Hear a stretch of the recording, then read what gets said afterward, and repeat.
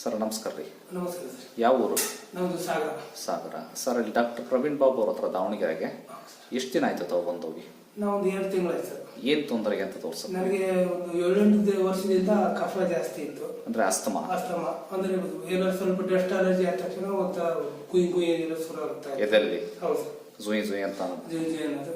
ಮತ್ತೆ ಎಷ್ಟೇ ಮೆಡಿಸಿನ್ ಮಾಡಿದ್ರು ಇದಾಗ್ತಾ ಇರಲಿಲ್ಲ. ಓಕೆ. ನಂತರ ನಾನು ಯೂಟ್ಯೂಬ್ ಅಲ್ಲಿ ಇದ್ದದ್ದು ನಿಮ್ಮ ಇದು ನೋಡಿದೆ. ನಂತರ ಈ ಬಂದು 2 ತಿಂಗಳಿಂದ ನಾನು ಸುಮಾರು 50% ಕಡಿಮೆ ಆಗಿದೆ. ಆಮೇಲೆ ಗ್ಯಾಸ್ಟ್ರಿಕ್ ಕೂಡ ಇತ್ತು. ಗ್ಯಾಸ್ಟ್ರಿಕ್ ಕೂಡ ಇತ್ತು. ಅಂದ್ರೆ ಮದ್ದು ಹಾಕಿತ್ತು ಅಂತ ಅದಂತೂ ಸುತ್ತಲೂ ಗೊತ್ತಿಲ್ಲ ಇರಬಹುದು ಅಂತ.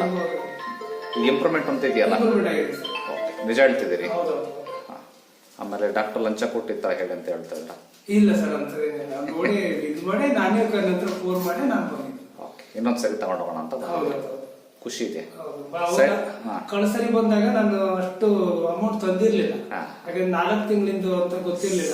ಆಮೇಲೆ ವಿಸಿಟ್ ಮಾಡಿ ಹೋಗೋಣ ಅಂತ ಬಂದೆ. ಕೊನೆಗೆ ಸ್ವಲ್ಪ ಮೆಡಿಸಿನ್ ತಗೊಂಡ್ರೆ ನಂತರ ಆಮೇಲೆ ನಮ್ಮ ಮೆಡಿಸಿನ್ ಇಂದ ಸೈಡ್ ಎಫೆಕ್ಟ್ ಏನಾದ್ರು?